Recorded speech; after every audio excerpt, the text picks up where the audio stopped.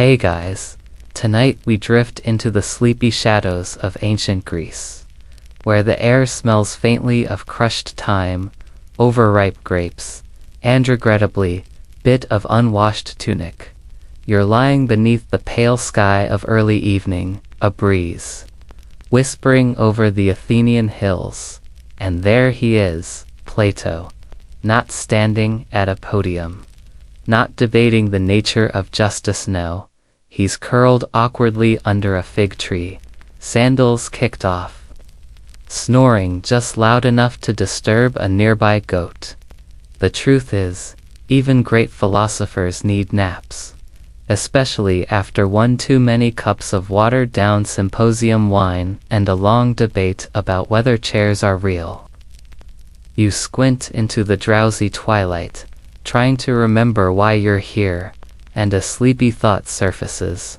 This is the dream that came before the Republic. Yes, that Republic. Before the structured ideal city.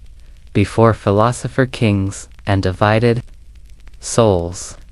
Before the cave metaphor turned into everyone's favorite intro to philosophy diagram. So, before you get comfortable, take a moment to like the video and subscribe, but only if you genuinely enjoy what I do here. And if you're tuning in from somewhere warm, somewhere cold, or somewhere just in between, tell me your location and local time in the comments. Now, dim the lights, maybe turn on a fan for that soft background hum, and let's ease into tonight's journey together. You trudge softly through the quiet fields outside Athens, each step oddly squishy. You look down. Grapes. Why are there grapes? Because dream logic. The air hangs heavy, a slow golden mist curling around stone columns, owl feathers caught in the breeze. You pass the outskirts of the academy, its walls breathing slightly like they're asleep too. A single lyre plays itself off in the distance, an eternal lullaby for the thinking class.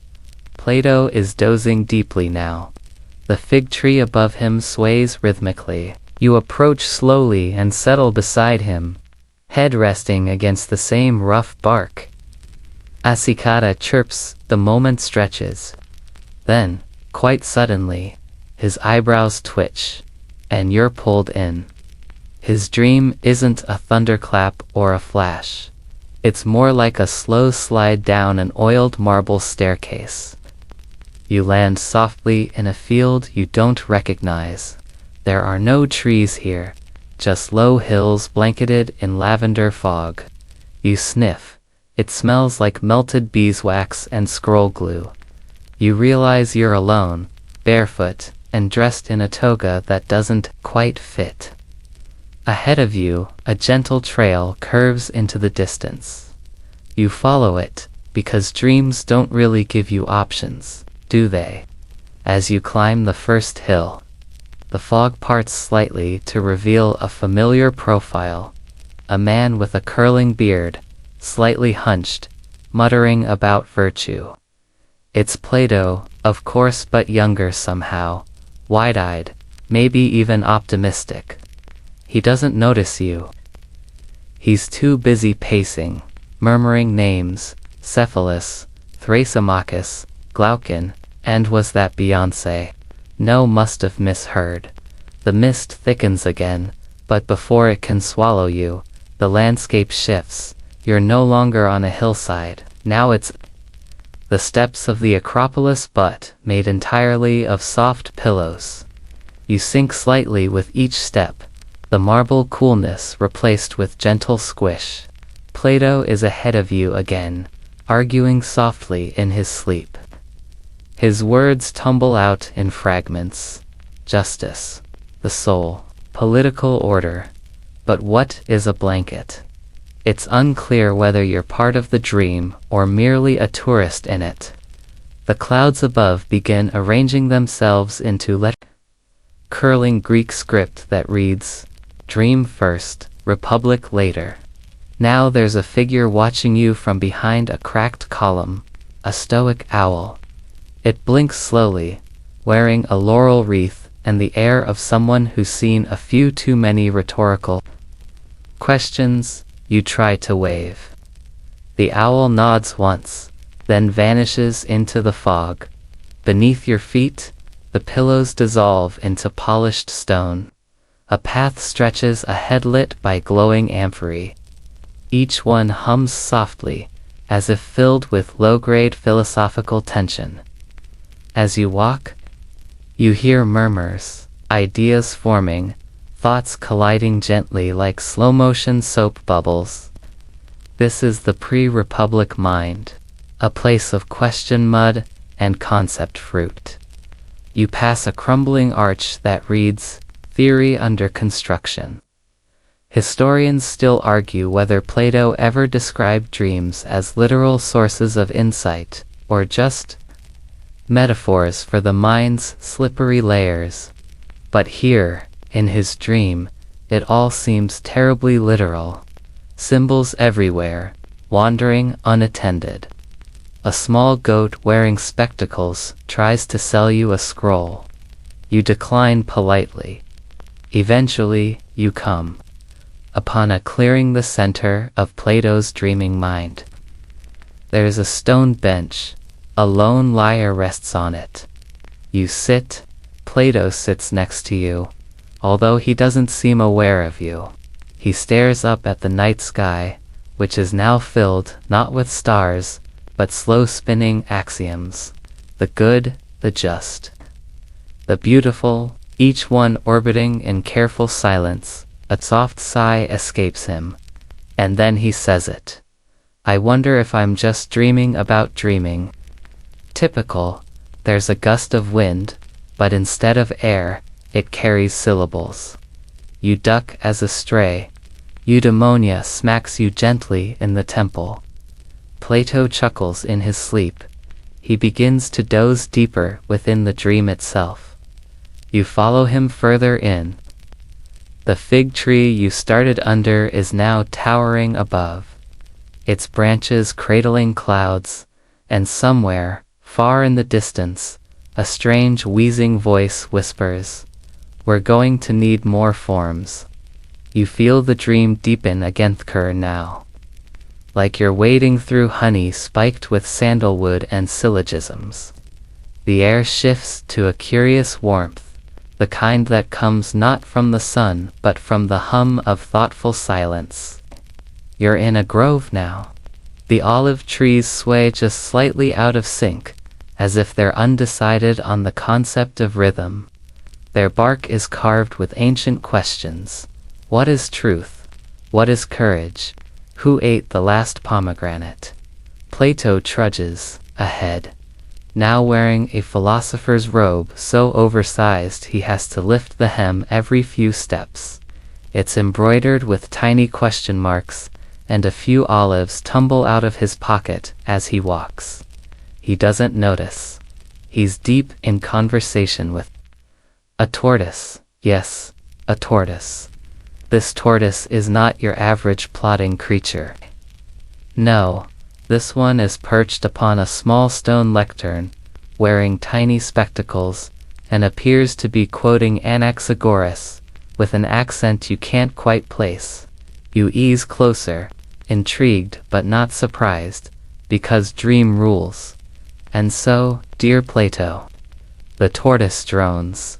If sleep is the absence of movement and awareness, is it not the ideal state of being? Plato, blinking hard, tries to respond. But the soul does not rest. The tortoise coughs. The soul naps occasionally. Even divinity needs a siesta. You sit cross-legged in the dry grass, hypnotized by the debate. The tortoise waves a stubby leg and offers you a fig. You take it. It tastes like regret and honey. Not bad. Plato starts pacing again, visibly agitated. If knowledge is recollection, how do I remember nothing useful when I wake up? Dream knowledge, the tortoise replies, is stored in your elbow. You all nod as if this makes perfect sense. Somewhere above, the clouds rearrange into a perfect triangle. A thunderous voice booms, axiom approved. The tortoise rolls its eyes. The conversation rolls on, but gently. Every word feels like a slow spiral of thought. You feel your heartbeats slow to match the rhythm. The tortoise now quotes Heraclitus while balancing on one foot. Plato tries to counter with a joke about dualism, but it lands poorly. The tortoise snorts. You rise again, following Plato as he ambles away from the grove, muttering to himself. A cicada buzzes overhead. Its wings are shaped like tiny laurel crowns. You glance back. The tortoise is now reclining beneath a sunbeam, reading a scroll that appears to be gossip about Pythagoras's dinner habits. The olive grove fades behind you, and the path curls inward. Plato's dream is folding, spiraling, like the inside of a seashell. You pass a marble gate labeled Logos Loop, Entry 1. Inside, reality wobbles. Every surface seems slightly unsure of its substance. The trees become columns, then chairs, then clouds, then questions again. Here, Plato stops. A breeze picks up, scattering feathers across the sky. The feathers form a giant quill, which begins writing mid-air. Knowledge must begin somewhere. The sentence hangs. Plato frowns. Begin where, he murmurs. The senses, the mind. That weird turtle. Historians still argue whether Plato believed dreams carried any philosophical merit, or if they were just the psychic compost pile of the soul. Some claim his dialogues suggest dreams were merely dismissed. Others swear his concept of the forms originated from night visions soaked in too much goat cheese. You watch him sit down on a floating cushion. It spins slowly, refusing to pick a direction. You sit on one too. It smells of ink and time. Plato sighs. I want to build something more perfect than this. Than all this confusion and wandering turtles. You nod, sagely. Suddenly, from the side of the grove, a figure appears tall, draped in violet robes, skin glowing slightly, as though lit from within. It's labeled personification of virtue, but it's wearing sandals with socks. You try not to stare. Virtue floats over, holding a clipboard. Hello, Plato. Please rate your current understanding of justice on a scale of 1 to bewildered. He hesitates. Somewhere between a hesitant 4 and mild philosophical panic. Noted. Virtue replies. Now, let's revisit your epistemology. The clipboard flips open. A long scroll tumbles out. It reaches your feet and then curls into a perfect circle. You all stare at it. Virtue shrugs. That happens sometimes. Plato slumps forward, forehead resting on his knees. I need a better structure. A city, maybe. One where people know their place, where reason rules, where everyone agrees not to listen to flutes during state meetings. You glance up. The sky begins to swirl again. A projection appears.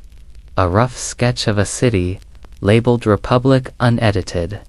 The buildings are triangles. The guards wear togas with sequins. A man rides a donkey up the central avenue, shouting. About moderation, Plato watches, dazed. This isn't it, he whispers. But maybe it's the start. The dream pulses. The tortoise peeks back in, holding a juice box. Still dreaming. It asks. Plato nods. Still dreaming. And you still along for the ride find yourself sliding into the next layer. The next muddled metaphor. the next shadowy question curling at the edges of Plato's subconscious.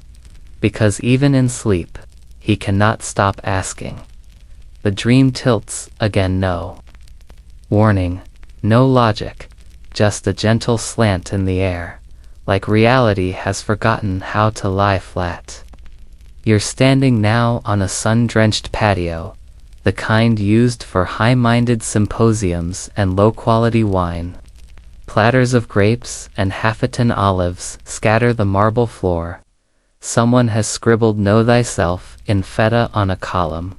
Plato is already here, half lounging on a pillow, looking exhausted but determined. And opposite him, wearing nothing but a potato sack toga and an expression of tireless amusement, is Socrates. Of course, in this dream, Socrates is especially energetic, eyes gleaming, feet tapping, beard animated like it's preparing its own rebuttal. He doesn't let Plato speak. Not for a second. Every time Plato opens his mouth, Socrates counters with a question so obscure it might actually be about onions. So tell me, Plato, Socrates says, swirling a cup filled with something suspiciously fizzy, if justice is the harmony of the soul, what tune does your soul play while it's asleep? Plato blinks slowly. I don't think souls hum. Don't dodge, Socrates chirps. That's my job. You settle into a chair made of scrolls, none of them helpful. The sky above dims just slightly, as if bracing for a metaphysical storm. And sure enough, Socrates is on a roll. He launches into a metaphor about horses. Except the horses are also people, and maybe also sandwiches. Plato tries to diagram it in the air, but the chalk evaporates before the lines connect. It's a beautiful mess, and you're stuck in the middle, let's say. Socrates says, a man builds a city entirely from dreams. Are the citizens asleep or merely pretending? Plato mumbles something about civic responsibility. Socrates points his olive stick at you. What about you? Have you governed your desires today? You panic and nod. Liar. He smiles. But that's okay. Self-deception is the first step toward philosophy. A goat walks by wearing a sash that says Vice President of Temperance. No one blinks. Plato slumps back. I was hoping to rest. Philosophers don't rest, Socrates says. They just change seats. This is a constant in Plato's dreams. Apparently, Socrates popping up like a logic-based mosquito. Always mid-question, never mid-answer. Historians still argue whether Plato revered Socrates as a true mentor or as the world's most lovable nightmare. The ambiguity only adds to the myth. The dream scene shifts slightly. The symposium is now on a boat. The boat is floating above the city. No one seems to notice or care. Socrates has turned the gathering into a mock trial. Plato is on the stand, forced to justify why he keeps writing dialogues instead of just saying what he means. Well, Plato offers nervously, I like to leave room for interpretation. Socrates grins. A very convenient way to dodge accountability. The jury, a collection of half-asleep philosophers, and one raccoon in a wig, nods in sleepy approval. You lean over and whisper to Plato, maybe don't mention Atlantis this time. He chuckles, then sighs. I thought dreams were supposed to be relaxing. You wrote the apology. You remind him. You did this to yourself. Somewhere above, a bell rings, not loudly, more like a spoon tapping the side of a ceramic bowl. The sky changes from day to a soft marmalade dusk. Socrates stands abruptly. I must leave. There's a debate about whether shadows can cast shadows. I can't miss that. And with that, he vanishes in a puff of abstract nouns. Silence falls. Briefly, Plato stares at the spot where Socrates disappeared. You hand him a fig. Out of solidarity. I love him, he mutters, but he exhausts every corner of my brain. A gust of dream wind scatters scrolls across the floor, and with them, stray phrases like noble lie, tripartite soul, and state-regulated poetry. The phrases shimmer faintly, begging to be structured, but Plato waves them off. Not yet, not tonight. A slow, echoing voice seeps in from somewhere far away. Define justice. Define justice. Plato frowns. That again. The marble dissolves into sand. Now you're both sitting on the floor of an open-air amphitheater. The seats are filled with translucent versions of famous thinkers, but all are asleep, heads drooping like wilting sunflowers. Their snores form a soft harmony, almost a lullaby. You lean back. Plato does too. The stars above twinkle in Morse code. You don't bother trying to read it. Dreams don't explain themselves. Instead, you both sit in silence for a while. A kind of pause between inquiries. A moment between questions. There's a breeze. It smells of pine and unspoken doubts. A shooting star arcs overhead. Or maybe it's just a punctuation mark finally leaving someone's sentence. Either way, it's oddly peaceful now. No Socrates, no logic puzzles. Just a warm seat and a friend who asks too many questions. The kind of night where philosophy snoozes. Not because it's tired, but because the mind needs a breather before the next paradox. It begins with hooves, not galloping, no. Dream logic rarely allows for that kind of decisiveness. These hooves are trotting awkwardly, rhythmically inconsistent, as if the animals attached to them are unsure whether they're late for a myth or early for a metaphor. You're suddenly aboard a chariot. But not just any chariot. This one floats, gliding a foot or two above a winding path paved in unfinished thoughts.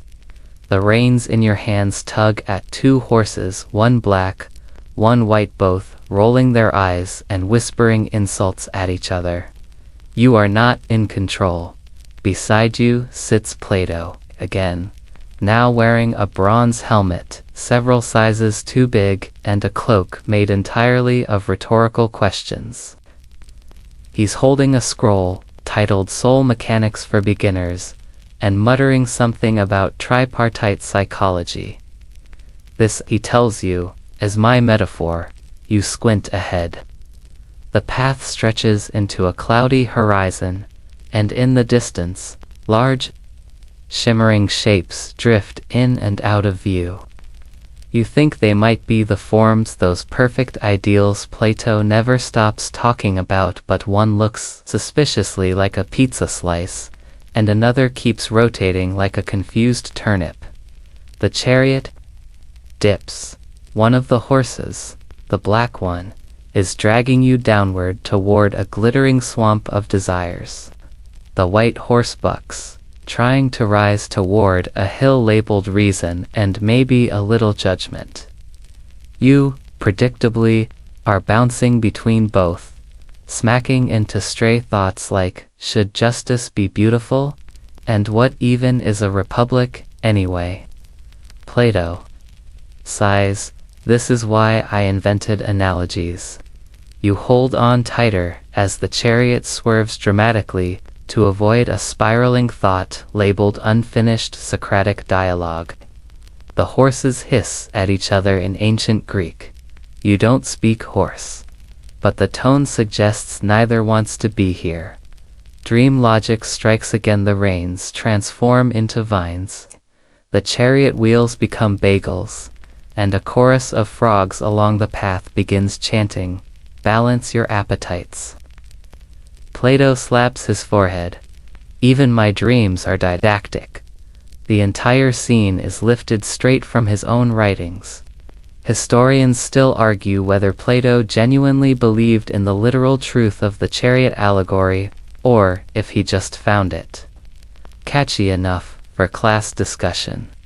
Most agree it's meant to describe the soul's divisions, reason, spirit, and desire, but no one expected it to include pastries or heckling amphibians.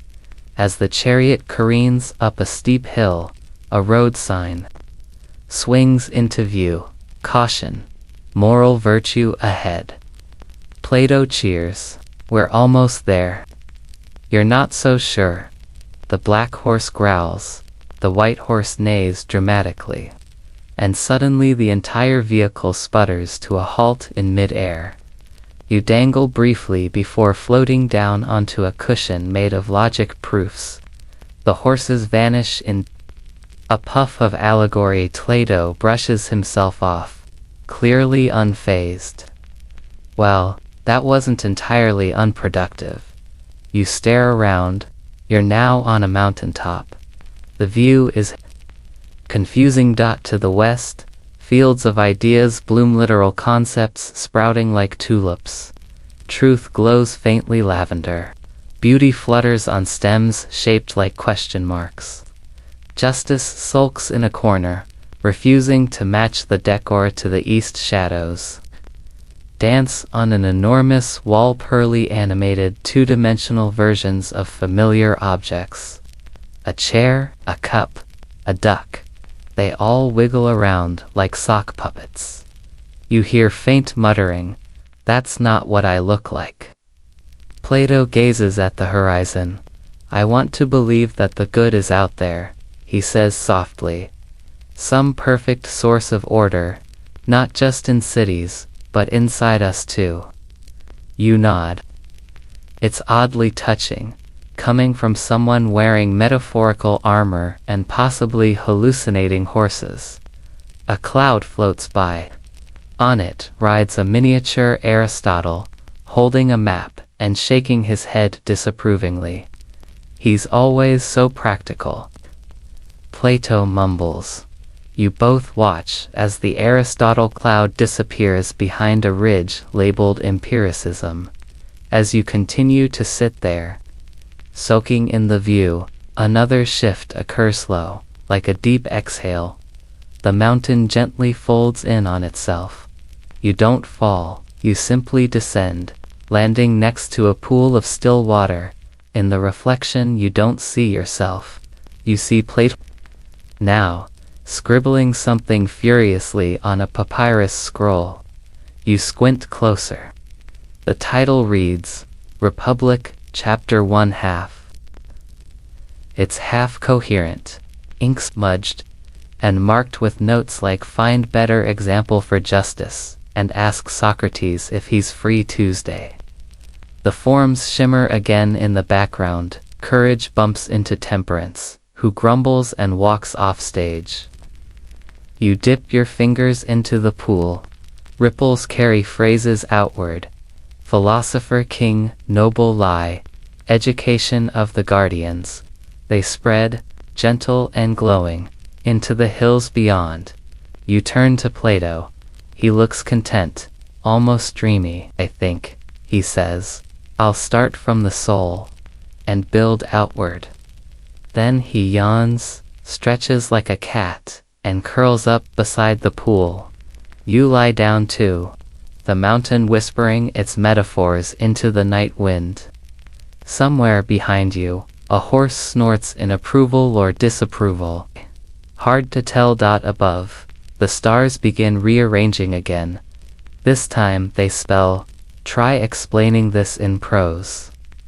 You close your eyes and let the chariot of muddled metaphors wheel onward without you. For now you wake up in the middle of a marketplace. Or rather, Plato's dream tries very hard to simulate one, but like a half-remembered memory that took a wrong turn. This agora is just a little off. The stalls are crooked, and everything seems to be sold in metaphors. There's a vendor shouting, "Fresh abstractions. 2 for 1 today." And another hawking jars labeled "Concentrated Morality Now," with extra dialectic.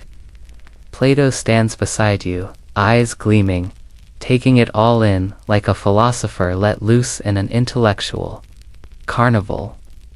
He walks with purpose toward a stall shaped like a scroll, its roof tiled in marble. The shopkeeper is a bust of Homer that talks, though only in rhyming hexameter. You try not to look directly at it. "Let's see," Plato murmurs, scanning the bizarre inventory, half-formed hypotheses. Emotional syllogisms. Oh look, a nearly complete metaphor about shadows and sandwiches. He picks up a shimmering object shaped like a question mark. It flickers in and out of view. You poke at a small box labeled "Assumptions," unverified but confident. It hums ominously further down. The path winds between stalls of dream merchants selling strange wares, ideals with cracks in them, dialectics in recyclable jars, and a large discounted pile of discarded sophist arguments. You spot one labeled "Might makes right as is, no returns." A boy with curly hair offers you a fragment of something labeled "Epistemology," chipped. You decline politely. Plato is deep in conversation with a dreamy-looking merchant in a purple toga and enormous glasses. They argue over whether a second-hand theory of justice still retains its moral warranty. Historians still argue, Plato says to you with a sigh, whether ideas are discovered or invented. But I think maybe they're just traded poorly. You look around. He might have a point. A philosopher in a large sun hat is trying to barter a used syllogism for a cup of decaf wisdom. A cat walks by with a tag that reads "Guardian Candidate, pending evaluation." Plato moves on. He stops suddenly in front of a kiosk that appears to be breathing. You blink. The stall is called the Soul's Pantry, and it's staffed by what looks like the form of Appetite. A wide, doughy figure wearing a belt made of honey cakes. Appetite grins and shouts, "Hungry for truth, my friends." Plato stares, unblinking. You again. Apparently, this is a recurring dream character. Appetite waves him in. Got some new stock since your last existential crisis. The interior of the shop is dim, and shelves are stacked with items labeled desire, longing, and that feeling when you want a nap, but also a legacy. You try not to touch anything in the back. A rusty door is labeled spirit, under construction. A sign reads, "Due to budget cuts, Thymas may experience delays." Plato browses for a moment, picks up a scroll titled, "How to Govern Yourself Beginner's Edition," sniffs it, and sets it down again. Appetite leans forward. "You don't need all that structure, Plato. Come back to bed. Try some moral relativism." "It's low carb." Plato steps away hurriedly. No, thank you. I've had enough of that." The marketplace hums around you. It's alive with the chatter of half-ideas and misremembered quotes. A Socratic puppet show is playing in a corner, but the puppets keep interrupting the narrator. You hear shouting, "Diogenes is back."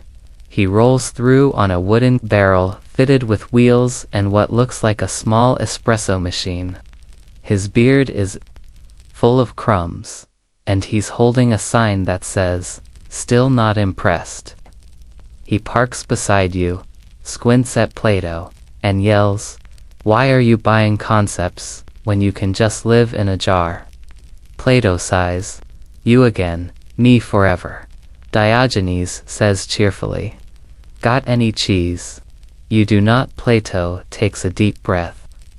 I'm trying to write a republic. One with justice, harmony, and oh, that Diogenes interrupts. You're dreaming again, Plato. Yes, Plato says. But I think I'm getting closer. Diogenes shrugs, tosses a crumbled copy of Politeia, the coloring book, into the air, and wheels off, shouting about bathwater and virtue. You and Plato leave the marketplace together.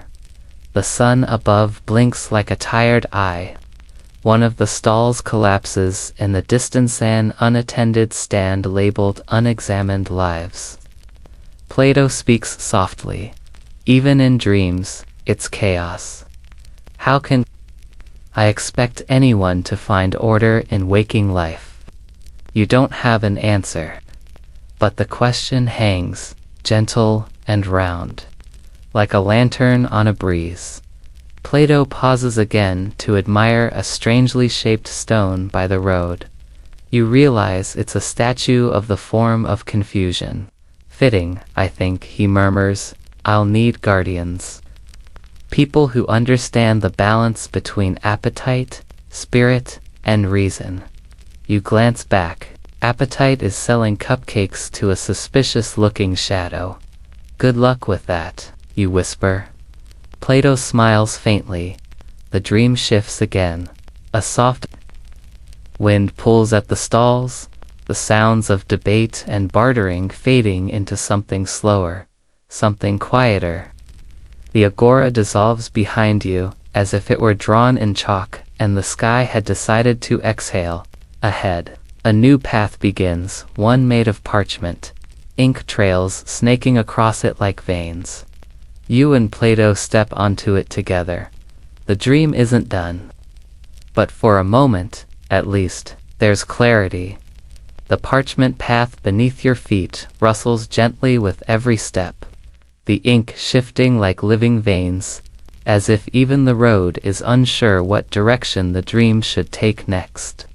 The words that form the path flicker in and out of coherence. Some are fragments from dialogues.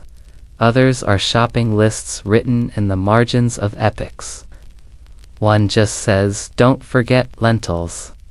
Plato hums as he walks, hands clasped behind his back, scroll tucked under one arm, head tilted upward toward nothing in particular. I think I almost understand what justice feels like, he murmurs, like symmetry, but with a touch of resentment. You glance sideways. That sounds healthy. He shrugs. I'm working on it.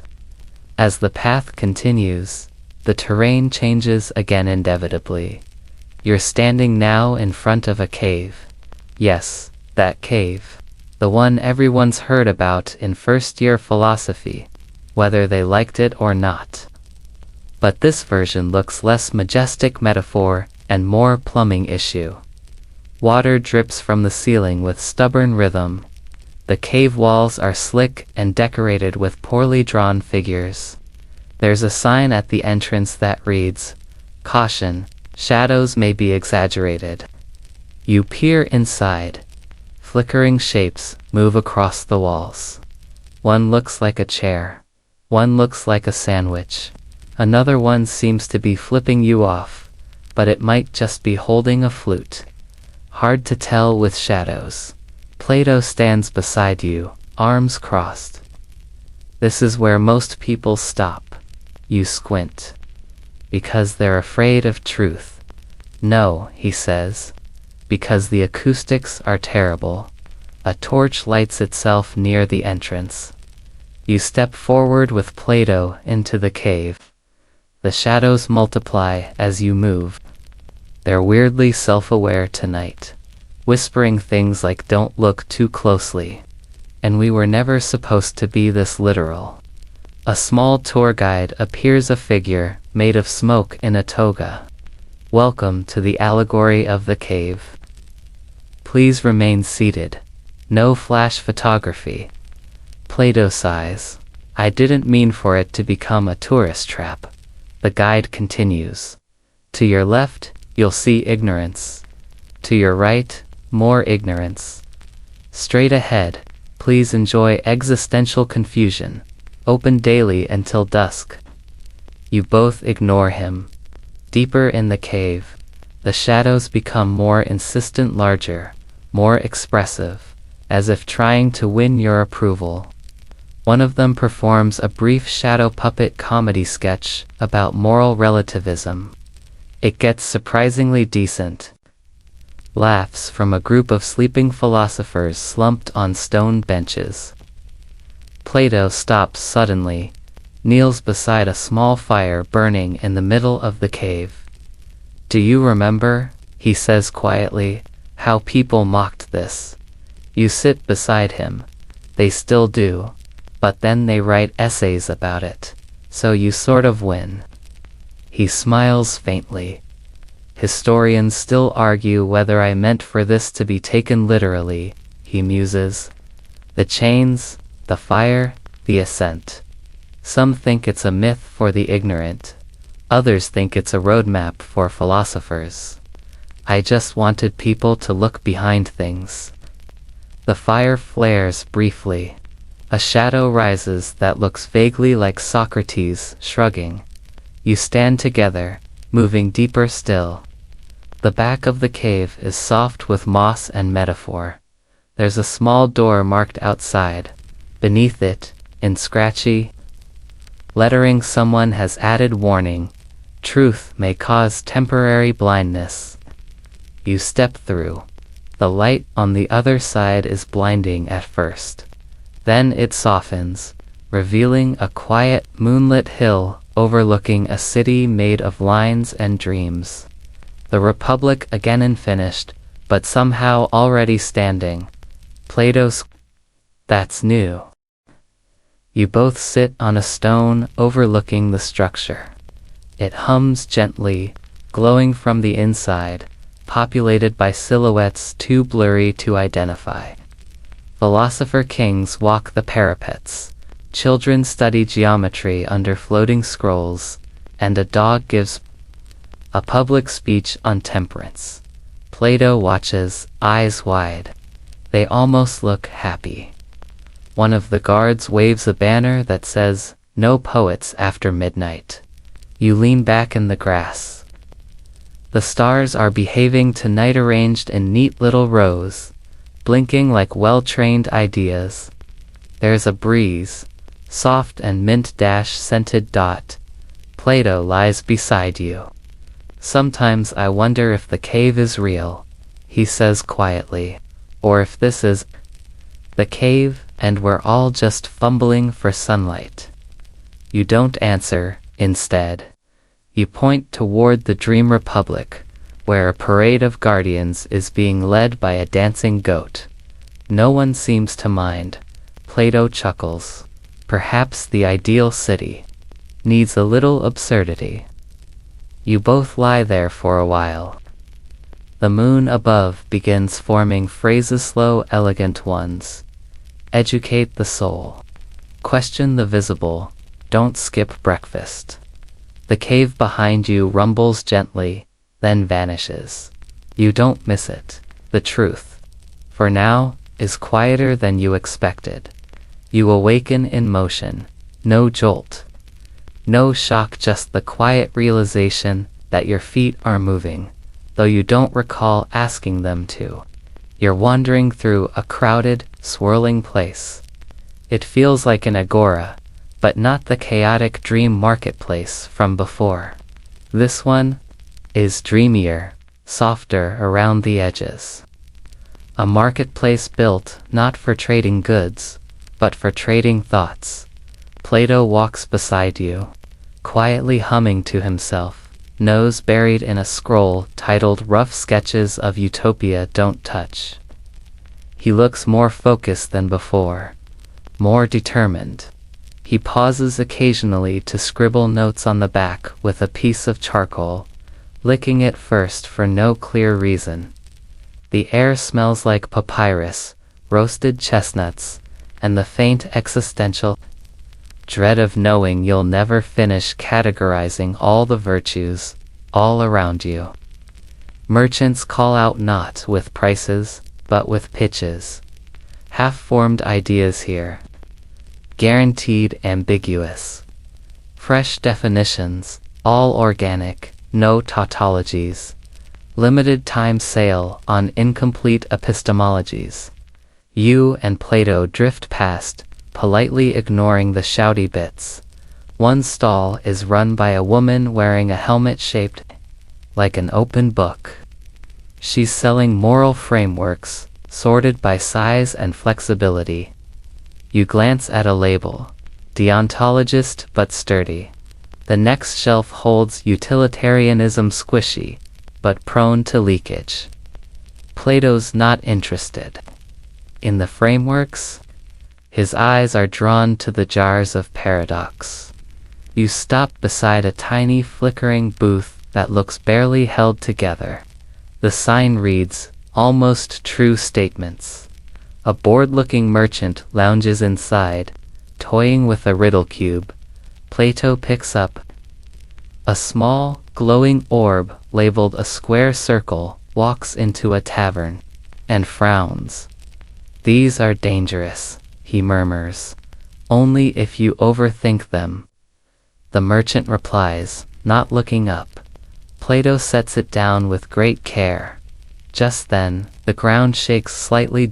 From the far end of the dream market, a rumbling sound rolls in like thunder made from books being dropped.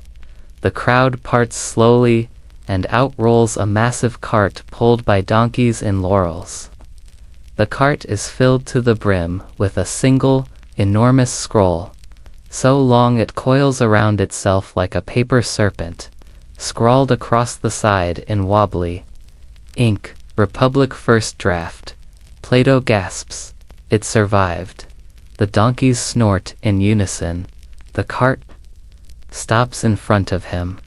A dream official in a toga made of citations steps down, unrolls a bit of the scroll, and coughs politely. "Double quotes, sir. Your manuscript." Plato rushes to it, immediately scanning the opening lines. His face twists into mild horror. This isn't even in order. You peek over his shoulder. The first sentence reads, "Justice is probably a kind of soup." "Discuss," he groans. This was from the wine-fueled version. He flips pages. Why are there doodles of horses? And is this a love poem to a well-got amphora? You shrug? Could be metaphor. Plato slumps onto a crate labeled "Civic Duties," lightly used. "I wanted clarity," he mutters. "Instead, I got a mess. A hopeful, sprawling, incoherent mess." He sighs. "Historians still argue whether I meant the Republic as a blueprint, a satire, or a thought experiment. Maybe I didn't know myself." A nearby philosopher statue perks up and shouts, "It's a dialogue, not a constitution." Then goes back to sleep. You sit beside Plato. The scroll continues to unfurl itself. Slowly, comically, like it has something to prove. Nearby children chase the tail end of it like a kite. One trips over a sentence fragment about censoring poetry. Plato watches with weary affection. It's not wrong, you know, just unfinished. He takes out his charcoal and begins jotting notes in the margins. "Maybe I don't need it to be perfect," he says. "Just consistent. Just aimed toward the good." You nod. "And maybe fewer goat metaphors." He flips back to a section titled "Guardian Fitness Requirements" and winces. Too late. A group of young dream philosophers wanders by, squinting at the scroll and murmuring observations. Does this part mean the soul is a city? No. It means cities are souls. No. It means Plato needed a nap. All valid points. Plato smiles faintly, watching them debate. "This is part of it too," he says. letting them question it. Then he leans back against the crate, hands behind his head. The dream around you slows. The scroll stops rolling. The market becomes quieter, still full, but softer now, as if all the thoughts have been said for today. The sky dims to a dusky gold, and a breeze carries the scent of old parchment and unrealized potential. Plato looks up. Sometimes I think dreams are the only place I can hold the whole thing together, he whispers. The questions, the contradictions, the half-truths that feel more honest than certainty ever did. You don't respond. You just watch as a small shadow puppet walks by carrying a sign, still defining justice. Please wait. Plato closes his eyes, and for the moment, that's enough. It begins oddly. With the sock, you find yourself in a warm, sunlit courtyard. Marble steps curve lazily downward into a shallow pool where sandals float like forgotten metaphors. Plato sits nearby, one sock on, one sock off, deep in contemplation. The missing sock lies beside him, as if abandoned mid-dialogue. I don't understand, he mutters. How can a sock exist as itself, but also not be the perfect form of a sock? You blink slowly. You're dreaming about footwear now. He nods gravely. Even the humblest garment raises the question, does it participate in the form of sockness, or merely imitate it? You settle beside him, resisting the urge to laugh. The pool ripples faintly, reflecting a sky where clouds drift into shapes, some familiar, some abstract. One resembles the Greek letter phi. Another looks suspiciously like a wise potato. Plato tosses a pebble into the water. I keep trying to name things, he says, to fix them into place. But the moment I do, the image splits. A sock becomes a category. A city becomes a contradiction. Even the soul becomes slippery when you turn the light on. From behind the columns emerges a woman with eyes like bronze, mirrors and a long staff made of ink pens. Her name tag reads, Hypothesis, still chasing shadows. She asks, voice like wind through parchment. Plato straightens, still trying to sketch the ideal. She nods slowly. You're trying to hard. She flicks the staff, and suddenly, the courtyard transforms. The pool vanishes. The steps spiral upward into a staircase that stretches toward a shimmering blue dome. The air thickens not unpleasantly, but like you've stepped into a library, where every book is whispering at once. Plato and you climb, each step buzzing faintly with questions. Some of the stairs are labeled ethics, mathematics, aesthetics, dream logic, laundry. You stumble slightly on that last one. At the top of the staircase sits a wide circular platform, like a spinning coin frozen mid-flip. There are 3 thrones, arranged in a triangle, empty for now.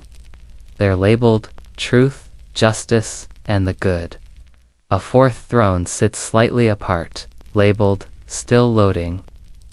Plato sits on the edge of it, brushing invisible dust from his tunic.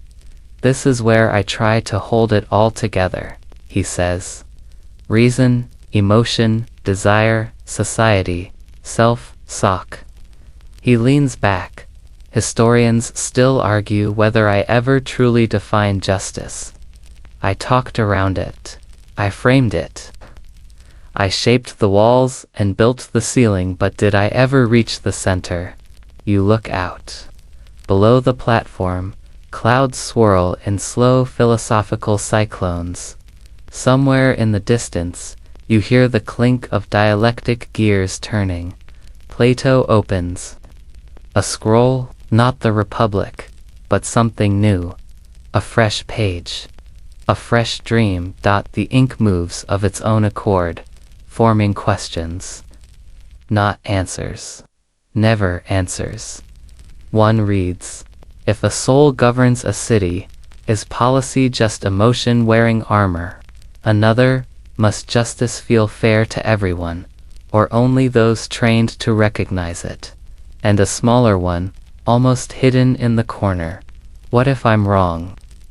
Plato stares at that last one longer than the others. Hypothesis watches from a distance, silent now. A gentle wind stirs the scroll. Plato begins to write. Don't know dramatic music, no sudden revelations. Just quiet ink, measured strokes, and a man trying to wrap language around something that squirms when named. Below, the clouds begin to part, revealing glimpses of cities not the republic, but many, each shaped slightly differently, each humming with questions. In one, philosopher kings ride bicycles. In another, justice is determined by dance dash-offs. In a third, people sit around a fire and discuss what it means to be good, not to win, but to understand. You and Plato watch them all. The throne labeled still loading, flickers, and then, from somewhere beneath the clouds, a slow, steady laugh rises. You both recognize it. Socrates still questioning, still nudging, still refusing to sit down. Plato doesn't even turn. He just smiles and says, of course, he's still there. The platform begins to descend now, not abruptly, but like a dream that knows the lesson is over for tonight. As you drift downward, the stairs roll back into the clouds. The woman named Hypothesis nods once, her penstaff dissolving into stars. Plato holds on to the scroll, still writing. You glance over his shoulder. He started a new line.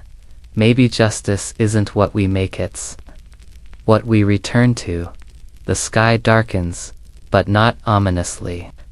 Just enough to make the stars seem brighter, and the sock, still on the ground, still perfectly imperfect. You're walking through a garden now, though garden might be generous. It's a blend of cultivated geometry and lazy wilderness hedges, trimmed into perfect right angles, suddenly give way to olive trees that couldn't care less about symmetry. Bees buzz politely past you, carrying scrolls instead of pollen. One of them has a tiny philosopher's cap perched between its wings. Plato walks beside you, hands behind his back, mumbling numbers to himself. If the soul has 3 parts, and a city has 3 classes, then maybe harmony means ... He trails off, distracted by a statue of a man arguing with a turtle. You don't ask. The path beneath you is made of alternating tiles, one marked rational, the next irrational. Every few steps, the pattern breaks for one labeled undecided. A young child appears up ahead, holding a lyre and a bowl of grapes. Her name tag reads, Harmony possibly. She hums a soft tune as you pass, and the garden itself seems to adjust to the rhythm, branches curling inward, vines aligning with the cadence. Plato stops. This is it, he says. This is what I keep dreaming about. Balance, structure. A city ruled by reason, shaped by education, guided by the good. You look around, it's peaceful here, suspiciously so, too peaceful. Plato gestures toward a hedge carved into the outline of a city wall. Imagine it. 3 classes. Rulers guided by wisdom, guardians driven by courage, workers motivated by moderation, each doing what they're best suited for. He touches the hedge. It whispers softly, repeating, Justice is each part doing its own work. You nod slowly, simple, elegant. He frowns, also, disturbingly fragile. You glance at a nearby bush that has begun to hum the opening bars of a tragedy. What happens, he asks, when desire leaks into power? When emotion overrules reason? The wind picks up slightly, rustling the leaves into the shape of a question mark. Plato walks on, a bit more cautiously now. Historians still argue whether I meant the Republic to be an ideal to pursue or a warning of what happens when idealism forgets to make room for chaos. You duck beneath a vine covered in little glowing grapes. Each one is labeled with a virtue. One says prudence. Another says, do not eat me. You don single quotes, two in the center of the garden stands a gazebo of ivory and obsidian. You both step inside, and the acoustics change suddenly. Every thought echoes faintly, like it's waiting for approval from some invisible tribunal. Plato sits in a marble chair, visibly exhausted. He gestures toward a scroll laid out on a pedestal. It's a diagram, one circle nested inside another. The soul in miniature, then again as a city, then again as a question. Is this just a metaphor? He sighs. I thought I could map the soul, chart the chaos, measure the unmeasurable. He stares up at the ceiling, which now displays a slow-moving image of a river flowing backward. Sometimes, he says softly, I wonder if I wasn't inventing truth, just organizing confusion. You sit across from him, cross-legged on a cushion embroidered with the word temperance and a tiny drawing of a goat reading poetry. Plato leans forward. You know what no one talks about? How hard it is to hold competing truths in your hands and not drop either one. People want a single answer, but the soul has shadows. Cities do too. He reaches under the cushion and pulls out a tiny figurine. It's labeled the Just Man, and its face is entirely blank. No one knows what he looks like, Plato murmurs. Not really. You both fall into a thoughtful silence, the kind that stretches out gently like a well-made argument. The wind outside shifts. Somewhere nearby, a chorus of frogs rehearses a philosophical tragedy titled Crocrates. Neither of you moves. Then, without warning, the garden begins to ripple. The hedges grow taller, enclosing the gazebo in leafy walls. The floor tilts slightly, and now the garden is a labyrinth. Plato smiles faintly. Ah, that again. He stands. The city of reason doesn't stay still. Neither does the soul. You both begin to walk, following a path that seems to change each time you blink. Statues of virtues nod as you pass. One waves, another weeps quietly into its sleeve. A fork in the path appears. The left trail is labeled perfect order, zero flexibility. The right one, utter chaos. Surprisingly scenic. Plato stops between them. You wait. Then he shrugs and walks forward straight into the hedge between them. It parts, of course it does. Because dreams don't like binaries. And neither, it turns out, does Plato. You follow him through. The garden hums behind you. Harmony, possibly, plays a final chord on her lyre as the leaves drift down in patterns, too complex to name. Now you're on a boat. Of course you are. The dream doesn't bother to explain how you got there. One moment, you're strolling through a whispering hedge maze of ethical quandaries. And the next bam you're on a wooden trireme floating down a river made of melted syllogisms. Plato sits beside you, lazily trailing his fingers through the luminous current. The water clings to his hand like run-on sentences, reluctant to let go. This is Lethe, he says, the river of forgetting. You peer over the edge. Snippets of half-remembered thoughts drift by beneath the surface. What did I mean by noble lie? And was I too hard on the poets? The boat creaks. No oars, no sail. Just quiet movement. Overhead, the sky has gone parchment-colored, with ink blotches where clouds should be. One of them floats past, shaped like a question mark. Another morphs into a very smug-looking Socrates, then dissolves. Plato sighs, you'd think I'd dream of clarity. You gesture around. This seems calm, he chuckles. Calm isn't. Clarity. The boat glides past islands made of discarded metaphors. You spot one labeled the ship of state, but it's half sunk. Another is called Philosopher Kings, do karaoke and features. Echoing screams of I will survive in ancient Doric Plato. Is quiet again. You let the silence stretch. Then, do you think justice can survive memory loss? He asks softly. You consider, I think forgetting the argument doesn't mean forgetting the truth. He hums. Historians still argue whether my republic was ever meant to be implemented. Some call it satire. Others think it was a blueprint. But what if it was? A shield?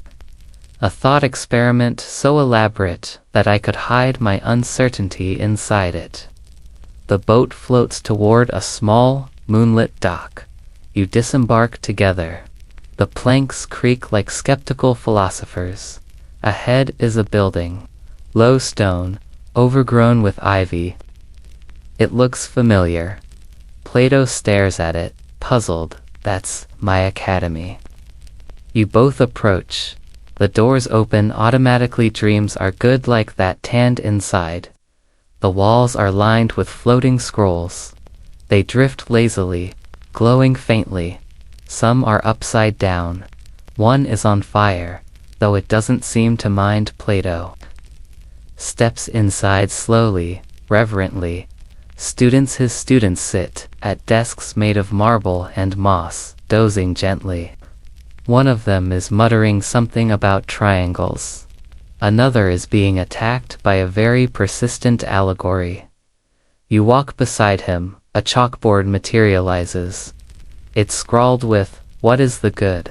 Then in another hand, seriously, what is it? And beneath that, a third note. No one leaves until we know. Plato chuckles. I wrote that last one. You move deeper into the academy. Every corridor loops back on itself. Every lecture room has one door labeled entrance and another labeled epistemology, emergency exit. The latter seems to be in frequent use. Eventually, you reach the central courtyard. There, seated, cross-legged in the moonlight, is a much older version of Plato. He's not moving. The younger Plato dream. Plato approaches slowly.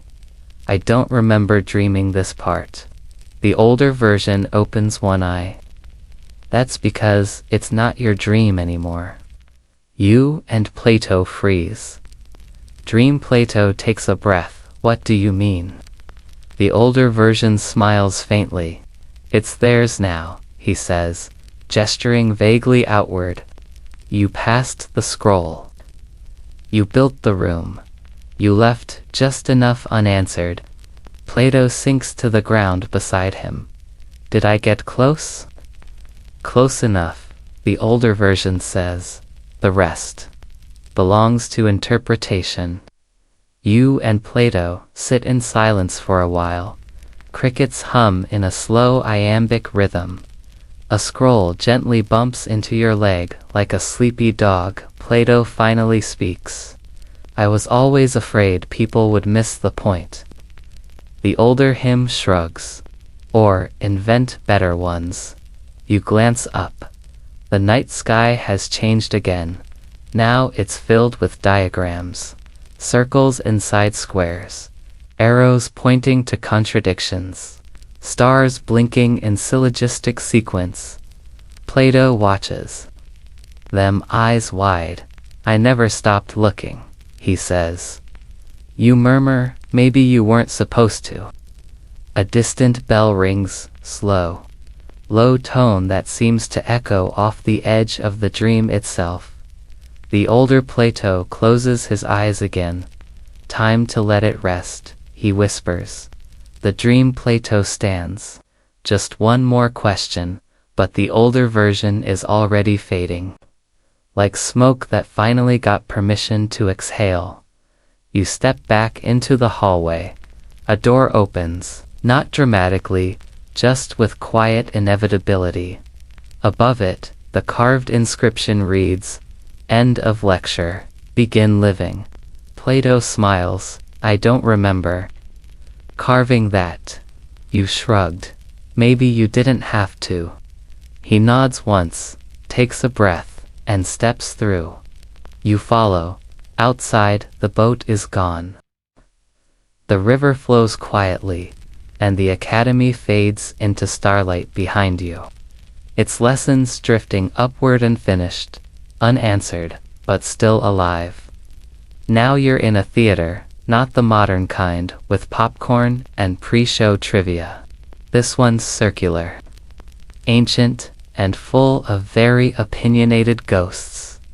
Marble columns frame the stage.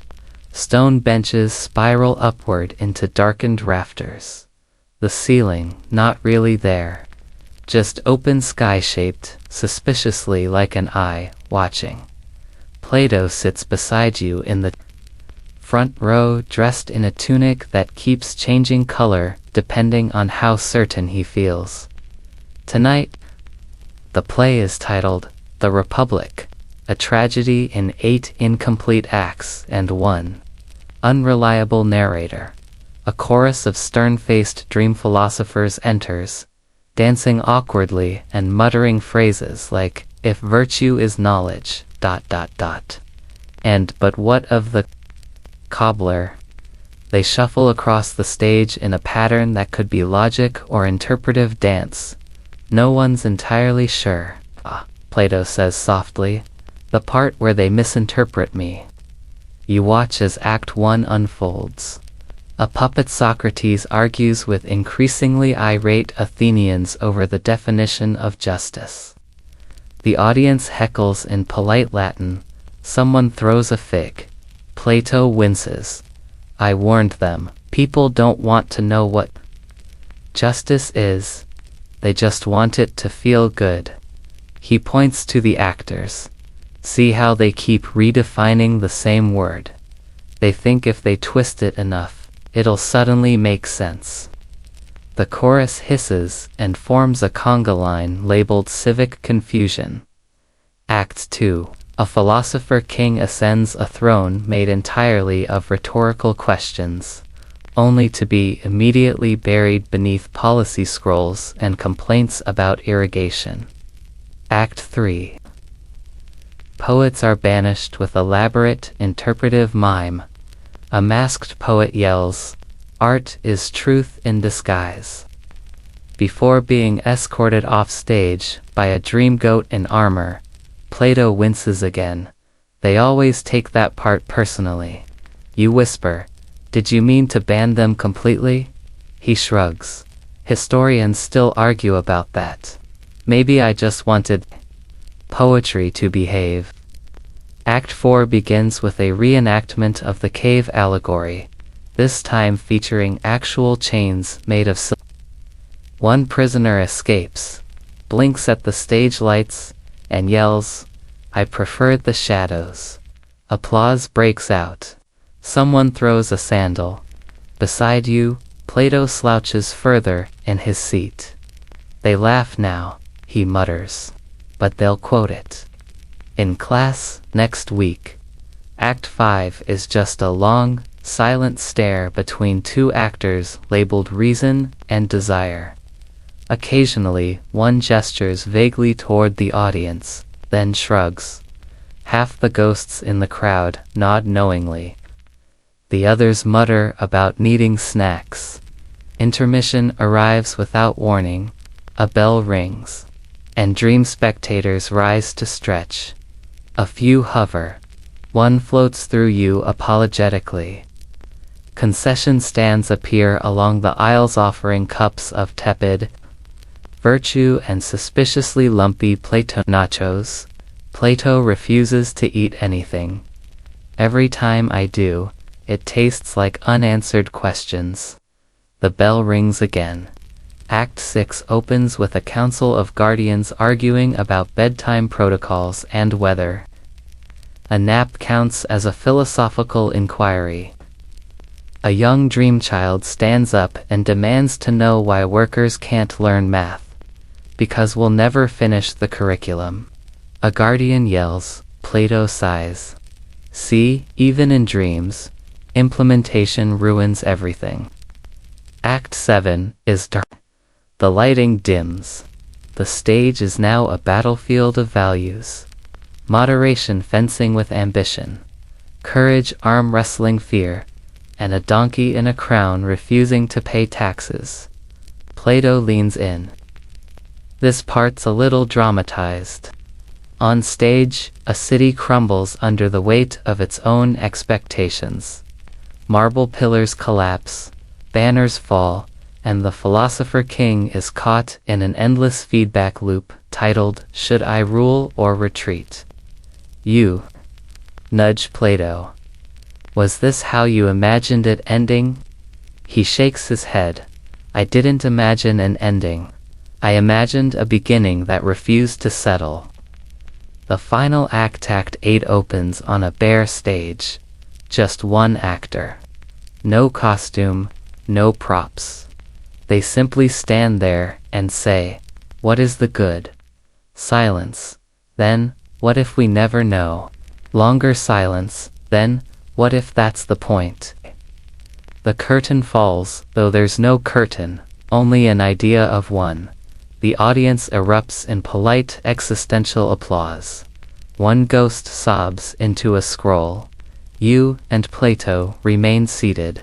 The theater begins to fade, pixel by pixel. The seats dissolve.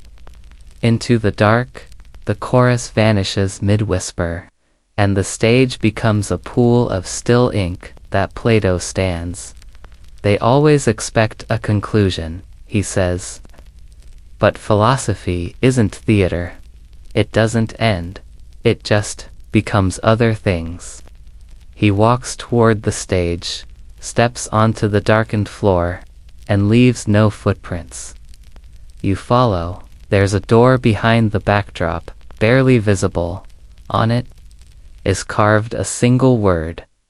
Continue. You open it.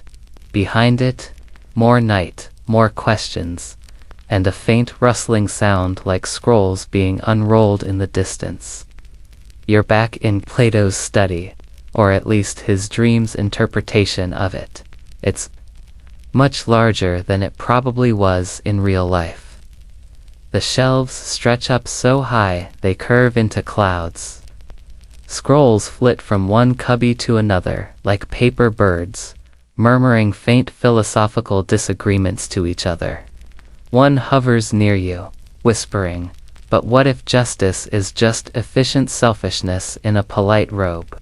Before fluttering off, in embarrassment, Plato is seated at a desk the size of a chariot, quill in hand, staring at a half-finished sentence. Around him float unfinished thoughts like soap bubbles, each containing part of a concept, a glint of logic, a smudge of moral theory. None fully formed, none fully satisfied. He dips the quill, scratches something out, starts again and again. This part always takes the longest. He mutters. You glance over his shoulder. The sentence reads, justice is, and then just stops. A Scroll floats down and bumps into his elbow. He opens it absently. Inside, a dream transcript of a conversation he hasn't had yet. It begins, "Do you ever feel like ideas are staring back at you?" Plato sighs. Historians still argue whether I ever defined justice. But the truth is, I always circled it, described its neighbors, built walls around it, but the thing itself, slippery. You point to a glass jar on the desk labeled "Certainty, do not open." "Ever tried it?" you ask. He shakes his head. Once, everything stopped moving. You leave it closed. Plato stands, stretches his arms, and gestures for you to follow him. You both walk through the study, past rows of living scrolls, past the section of abandoned analogies, past the poetry quarantine chamber. A faint humming can be heard inside. You pass through a corridor marked TBD, its walls covered in faint pencil marks and half-drawn diagrams. At the end of the hall is a door that looks suspiciously like a mirror. He pauses before it. "This next part isn't always fun," he says. You nod. He opens it, and you're both instantly pulled into a symposium. Not a fancy one. Not the velvet-draped gold cup kind. This one takes place in what looks like a slightly chaotic university break room. The couches sag. The plates are paper. The wine is labeled cave temperature metaphor blend. But everyone here is a philosopher, and they are, without exception, extremely drunk on ideas. Socrates is holding court on a beanbag. Diogenes lounges in a laundry basket. Pythagoras is muttering angrily into a triangular pillow. A group of pre-Socratians is trying to define moisture using only interpretive gestures. Plato groans. "Oh no, it's this dream." You sit cautiously on a chair made of discarded premises. Socrates notices Plato and lights up like someone who's just been offered a brand new paradox. "Plato," he cries, arms flung wide, still defining things. Plato sits opposite him, still questioning things. Socrates nods.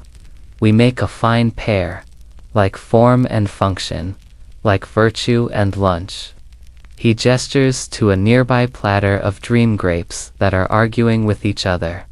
The room gets louder. Pallas is trying to prove everything is water using a leaky cup. Zeno attempts to leave the room, but only ever gets halfway to the door. Twice, Plato takes a deep breath. "I wanted to build something clear." Socrates tilts his head. "Clear to whom?"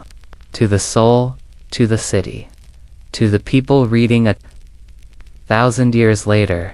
The beanbag philosopher smiles. "Then you must be prepared to be misunderstood." A pause, then Diogenes throws a sandal at Plato.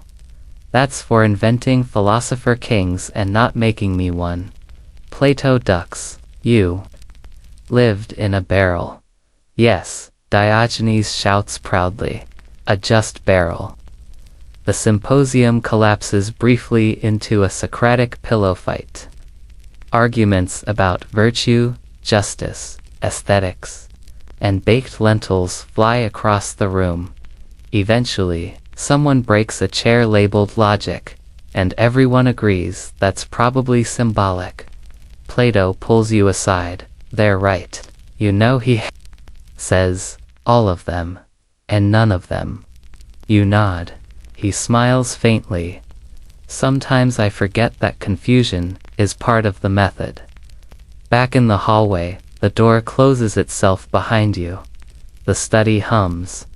Plato returns to the massive desk and the unfinished sentence. He picks up the quill again, hesitates, and then writes something new beneath it. "Justice is what remains when every voice has spoken and the room still holds together." You watch it settle into the page. Not final, not perfect, but maybe enough. You wake to find yourself walking down a corridor. Made of questions, not metaphors. Literal questions. The walls are carved with thousands of them, overlapping, unfinished, bold, whispered, shouted. Some glow faintly, others are scratched in crooked lines, like desperate etchings in a jail cell made of doubt. Plato walks beside you in silence. One wall reads, "What is the soul made of? Should rulers be happy? Is it better to be just or to seem? Just why are triangular numbers so smug?" He runs a hand along the surface, reverent. "I didn't answer all these," you shrug. "No one ever has."